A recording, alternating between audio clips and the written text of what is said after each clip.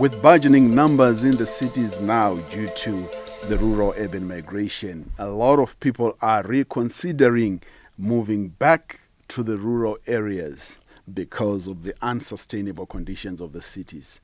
My guest today is Joseph Mija, who is leading a movement called Guerrilla Lifestyle, which promotes a healthy countryside lifestyle. Thank you very much for joining us, Joseph Mija, on this show. Thank you, country boy. I'm happy to be on the show today. Great. Guerrilla Lifestyle, are we in some kind of a war? And what is this all about? Okay, a guerrilla is a member of a small unofficial army fighting a bigger regular army. For me, as a movement, we are fighting the systems of a lifestyle.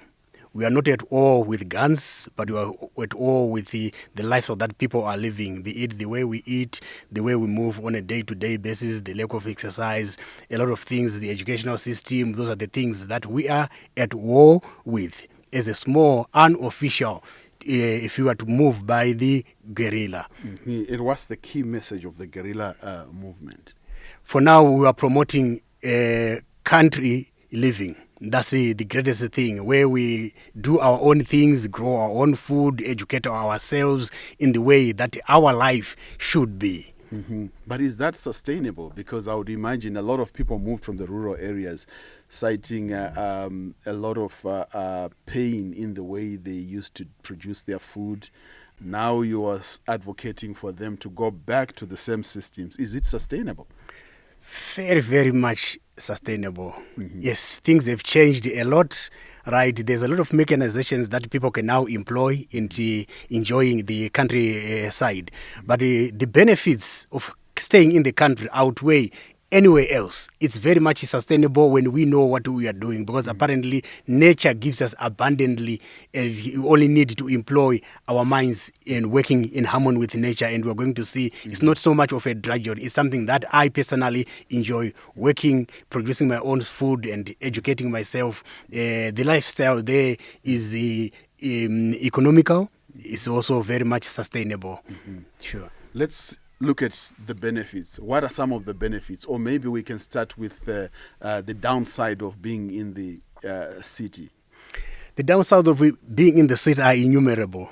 You talk of pollution, be it water pollution, noise pollution, air pollution, drug abuse, crime and deviance. If you ever notice, the biggest hospital is found here is in the urban areas. So you are going to be sick, or you are going to be sick, maybe a relative or a family member. Look at the biggest jail. Where is it found? It's found in the city. You are going to be a crime scene, or you are going to be in jail, or somebody is going to be in jail because you are living in the city. So the downside are pretty very much everything here you need to buy if you are staying in the urban areas. Where you wake up, you want to have something on breakfast, you buy your bread, you buy your eggs, you buy a tomato, you buy your onion. Everything is, you've got to part up with money. Those are the downsides. There's so much stress in the city than in the countryside. Mm-hmm. In these urban areas, we don't talk. Generally, if you are a stranger, you cannot meet someone in First Street and greet. Mm-hmm. That's too suspicious. Mm-hmm. Unlike where in the country, where Ubuntu hails and rose and is on the throne. You walk for 5-10 kilometers greeting total strangers. And so people, you de-stress. Mm-hmm. That social integration, how does it impact on one's health? We are social animals. Mm-hmm. If you are just brooding on your own, all your cells begin to go on the downside. Mm-hmm. So it's imperative that our social lives is well enhanced when we are in the rural side. The countryside, there's always this laid back where everybody is very much accommodative. Mm-hmm. Right. So let's come back to food production. And in the rural areas, one of the things that you are actually pushing is the guerrilla lifestyle, is for people to be able to produce their own food organically. What are the advantages of going organic when it comes to food production? All right. we would start off with the economic side of things. If you are doing things conventionally, you need to buy the seed, you need to buy the fertilizers, you need to talk off with the pesticide that goes with it. It's not sustainable.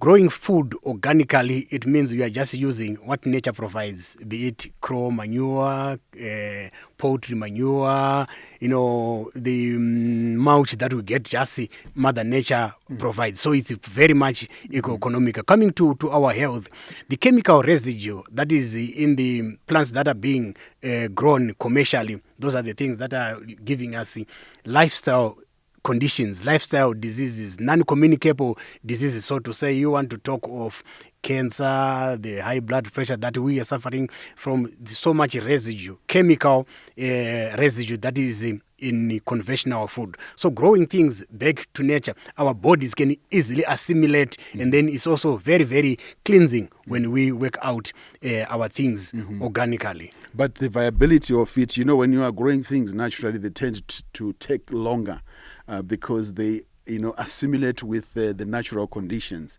that will be obtaining in that particular area or in that particular space. How viable is it now commercially? Because people are jumping onto hybrids and all these other seeds that are genetically modified because they tend to be faster, be it seeds or even livestock. You talk of a roadrunner, takes 8 to 10 months for it to fully mature and, for you to be able to enjoy it as a full chicken. But a broiler, 4 or 5 weeks, it's already there, and you start, munching the bones of a broiler. Something that you're not able to do with things that are grown organically. How viable is it commercially, and is there an uptake for that kind of products? I believe food must be grown by the people who eat it. The people who eat that food should be able to grow it for themselves. That notion is to be viable commercially is on the premise that somebody must be growing food while somebody is seated, which is wrong in itself. Dependence on commercial combines is detrimental to our health as well as the environment. Because, growing things the conventional way, you clear up with the vast lands and so that you can grow what we call monoculture produce. That is not sustainable in the long run because our soils are becoming too acidic, our soils are losing the life that is in the soil. So that notion must come to a halt. When we grow our own food, we always have surplus.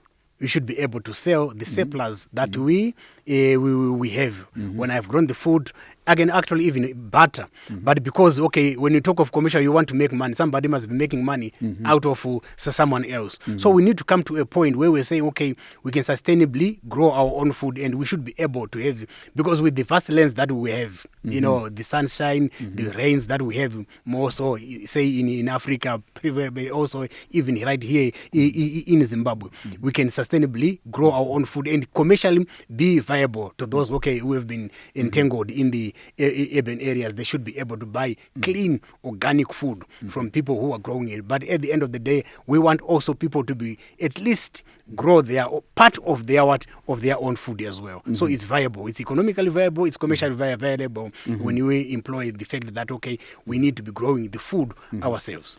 Right, great initiative. But for years we've been using chemical fertilizer and doing a lot of damage to our soils. How do we reverse that now? And for how long does it take for one to rework that land and be able to come back to the organic nature of that soil in terms of production? Yeah, if we've been so much on chemical fertilizers, the research that they says you will need at least 3 years to get the soil back to its organic nature. And then that's the subject also to retesting whether there are no more residues in the soil. If you have used DDT. It's a very long name, which is tongue twisting. Okay, popularly known as the DDT. The land may not revive, may not recover in our lifetime because the research that is there says you need 300 years. So that's terrible. No wonder why it has been banned a long time ago. I'm not sure of the current chemicals that they are now putting into the ground, the glyphosates, which are already making a lot of noise because they are not good to our bodies. But basically, for the general fertilizers, you need at least 3 years to get the soil to recover, to go back to its organic state. Are there any natural ways of fighting aphids and pests when you decide to go the organic route? Yes, number one, you want to grow your food in its season.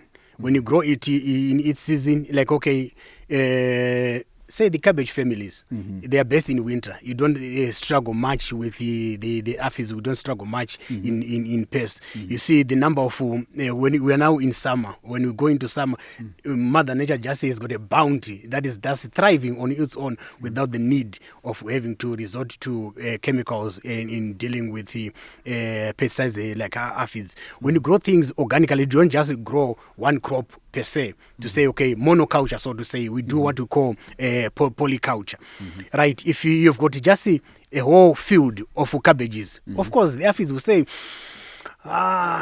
there's going to be food here, hallelujah. Let's grow and multiply. They reproduce massively. But if within the same field, you also have onion in there, you also have marigolds, you also have coriander, they get confused because pests, they smell their food. So if there are so many scents that they are smelling, they get confused. Some of the plants, they deter away insects. That's one of the why we don't grow monoculture in organic soils. If push comes to shove, we can also use natural pesticides. Mutsine is one of those. Cayenne pepper, that's one of those that we can actually use also to deter away. But the idea is we want to create an ecological system that is managing itself. Okay, we also plant plants that grow, that also invite good birds, like, okay, the praying mantis, it doesn't eat our vegetables. It's not a threat to our produce, but they actually eat the aphids or other pests. We could talk of ladybirds also. So the environment must be inviting the lifestyle that is there, so that at least it's managing it itself. I don't mind having to have some leaf that is been nibbled by some pests, as long as it becomes an economical, or rather the whole field is being wiped out. Okay, great. How do you start to grow your own food, organically without space? Yeah, you remind me. I had that question as well. I was in South Africa deliberating, to some young folks on growing food organic. Okay, is this a guy well-educated, university, is staying in a flat? Okay, he posed that question. How do I grow my food? I'm staying in a flat. So I looked at him and I asked, do you know Nelson Mandela? And he's like, how can I know not Nelson Mandela? You know what he did when he was in prison? He cut drums into half, put in soil in there, and was eating tomatoes in prison. Are you in prison? He did exactly the same. And you must pay me for thinking. Yeah. You can grow your food in containers. You can grow your food even on the bougainvillea. Whenever you can have some sunshine. So we also do small spaces, like, okay, the door size. 2 by 1 meter, you can grow abundant of food in that. If you just know, not just one vegetable, because currently if you go to our gardens, there's only viscose or maybe it's just one type of vegetables. But yes, you want to be water wise. You also do what you call eco circles. A very small area that can be very much abundant once you just work in your own soil pretty very well. So yes, it's feasible wherever we are, wherever we can get some sun.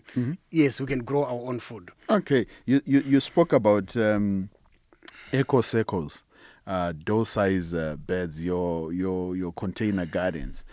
What is it that you need to put in there as organic matter or things that you need to do for you to make sure that the soil regains its fertility? Yes, I use the trenching method. That's where you dig the topsoil and put it aside. When the soil changes color, that's your subsoil, and you put it aside. And then you also dig 30 centimeters into the subsoil. And then you begin to add any organic matter. Be it crow manure, cow manure, something that is not eaten, even well rotten, you mix with the subsoil, returning it back.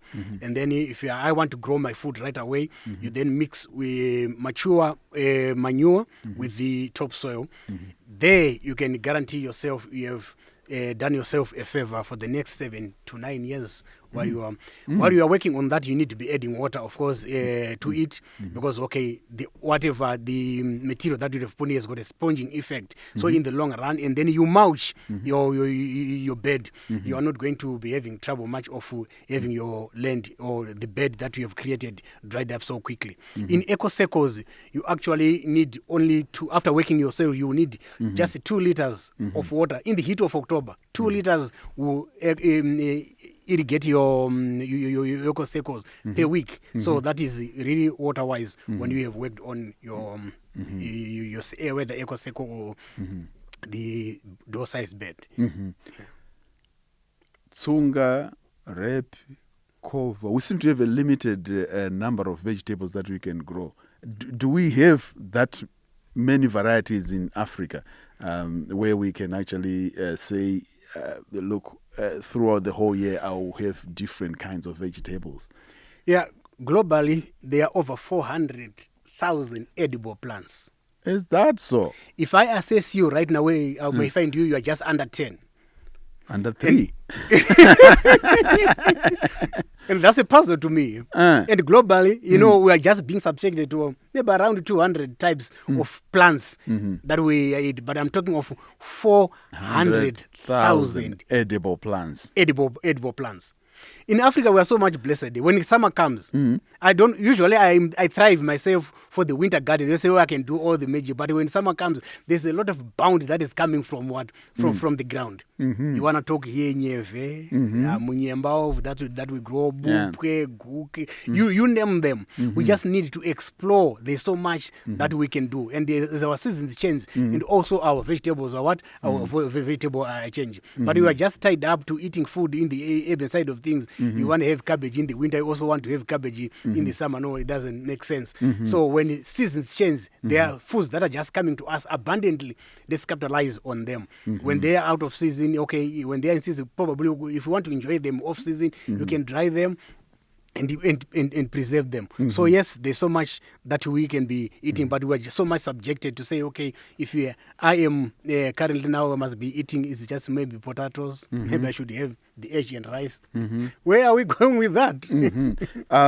What are the advantages of eating foods that are in season? You eat them fresh. Okay, because they are just abundant. They are there. When they're off season, sometimes whoever is growing them, they become pricey because they are off season. So economically, it's sound. Okay, they are still highly nutritious when they are in their season. So benefit from their nutritive value when they are in season. It's one thing to know all these 400,000 varieties of vegetable, and another thing to actually know how to cook them. And a lot of these plants have got a special technique. Are you do anything in the culinary side of African cuisine? Yes, I enjoy African cuisine. I call them, some are calling them traditional, but I call them classical. Yeah, one of those things that I am just doing, adding my modern twist to it. And one of the things that I love, locally, is bumbe no rinenge nyama. Right, even tuku sung by the famous famous tuku. Oliver Mtukudzi. Yes, I ended up creating my own peculiar recipe, just having a modern twist. Because when it was introduced to my mother with her body who was coming from Togo, it was very cumbersome, right? But currently, it doesn't take me that heaviness that it used to be, because the current technology that we have now. But yes, I'm doing massively something that we can do on our culinary arts. I love madumbe also. right, gogoya. From Highly, the highly, garden. highly nutritious. Uh-huh. But instead of just boiling it, why not make waffles? Out Wow. of what? Out of dumbe. You give it to a modern twist, so even our children can enjoy, Can enjoy. rather than just boiling it. Yes, in English. So yes, we are working also on recipes that we can enjoy, and most of this food can also be enjoyed just naturally raw. Wow. Talk of the fruits that are just abundant, they don't need any cooking. So is our vegetables as well. Right? Have you ever noticed we are the only species of animals that is eating cooked food voluntarily? Wow. Yeah, that's true. Yeah. No any other animal cooks. And I think when our minds are not working well, we then begin to cook for other animals. Other animals, we cook dog food, we cook, Broiler food feed, for cow the feed. broilers, for the cattle. You check now the graph of diseases. The human being is way on top. He's the only one with the hospitals. Wow. Then comes the animals that we feed, and the disease, they become pandemic. Never heard of swine flu. All countries begin to talk of it. Bird flu. The animals that we feed. We feed. You look into nature. The elephant can, unless we poison them with the cyanide when we want to get their tusks, and then they can die. But they live their lifestyle. How are they eating? They're just eating raw food. True. Yes, but I might emphasize the carbohydrates and the proteins should be thoroughly cooked, unless they are eaten in their milky state, what we call madede. So don't say, okay, we heard it, country boys, that we should be eating raw foods. Yes, our beans, our maize, rios, sorghums, they should be cooked for the tummy to well assimilate. But the vegetables and the fruits, come on, guys. Let's just eat them raw. Yes, and it's proper. Do not sit on a meal where everything is cooked. Wow. Yeah, you heard me correct. You rather sit on a meal where everything is raw, if the body can assimilate it. Are you documenting some of these recipes? Yes, currently a book is on the way. Well, I'm plant-based, so it's plant-based and thriving. Yes, we have already documented the recipe, and the book is on the cards. Just quickly moving back to countryside living, I think one of the key concerns or worries, a lot of people as they reconsider going back to the rural areas to go and settle there. How do they assimilate with the communities there? Yeah, our challenges become sometimes psychological. They're also sometimes social. They're also sometimes economical challenges that we are faced with it. Right? If your sphere of influence, it could be from your family, your friends, are not for that idea, it will affect you in how you are going to there and start all over again. Right. So the economics as well. When I talk of country lifestyle, I'm not just talking of, it's where I'm going to die, I haven't built, I want standard, where you're actually saying, okay, I'm thriving in here, I'm living, I'm enjoying it. Probably, the amenities that we're enjoying in the cities, you want them there, you've installed your borehole, your solar system is in there, okay, everything is just relatively, you are happy in there. When you go out there, there are people living there, it's not an island. You may want to connect pretty very well. The leadership in there, Bide, Madzishe, Masabuku, the communities are around you. They are the people who are going to lead you into how we live in the countryside. Because generally, like I said, city life, it's one-on-one. You can be on a funeral, one I'm enjoying my party, and we are neighbors. We may not be talking, but it's not there when we go to the countryside. So those are one of the semantics that you really want to, if you psych up yourself that, okay, you are going to be the countryside, and you go and assimilate into the people who are already living there. Once you have done that, you are going to make sure, you are going to see that, okay, it's actually relatively easier out there, because the people out there, they are generally very, very accommodative. They are very, very friendly, unlike from the urban centers.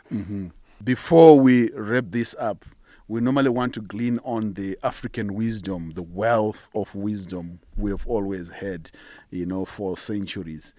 What is that African proverb or an African nugget that has influenced or shaped who you are today? Thank you for that one. Before I go to that one, I just want to emphasize and highlight. Africa, we have lost our mandate to define. Everything is foreign. When we went to war, country boy. Mm-hmm. Okay, I did not literally go to war. Mm-hmm. But allow me to be subjective as well as objective. Yes. So when we went to war, we allowed our enemies to brew beer for us.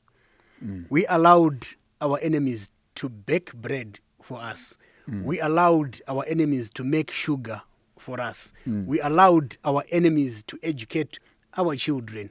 We allowed our... Must I go on? I see the list is quite long. We need our heads examined. So we must come back to a point where we define who we are as a people. We must define what food is to us. You cannot be a custodian of our culture when you neglect our food. So we need to come to a point where we define who we are as a people. We define what food is to us as a people. My sekuru, who is a nyati like you. Yes, yes. Vanobara mai, you know, Yes. my grandfather who is the father to my mother. Yet this one, I teach in mazis. Mazizi anofamba kana kwadoka when it's dark we have the hours. So I grew up associating it with the witchcraft. Because when you do witchcraft they will take away our food. But country boy, I've now come to a point where I've understood the science. The old man was extremely wise. When you eat late at night before you sleep, one of the reasons that you are sleepless is because the tummy is what? The tummy is full. It's full. So you twist and turn, you build this castle, you break it down till, you don't refresh because you've been on a sleepless night. The science, that's it. When you eat, you create what? You create energy. And then that energy must be expended. So we lose a lot of energy with our what? With our sight. That's why you are sleepless. Sometimes you go into nightmares. More so, especially the children, because you've created a lot of energy. The limbs must be activated, and then what would he say? No, no, you are the witch, because sometimes you force them. No, each guy, eat. You know what I mean? So that was extremely wise for the old men. So generally, we're now so. You need at least 3 hours before you go to sleep, and then your stomach empty, and you get refreshed. So that was wisdom Atiji Nemazizi from my grandfather. Thank you very much, Joseph Misha, for being our guest today, and what a wealth of wisdom we've gleaned from you. And also thank you very much for sharing all those insights, and I believe that they will benefit quite a lot of our viewers here. You're welcome, country boy. Great. We call this effort Africa Re-Konexion, a platform where we are reconnecting with our roots, particularly here in Africa. Thank you very much for tuning in. Let's make another date next time. Until then, keep it rural.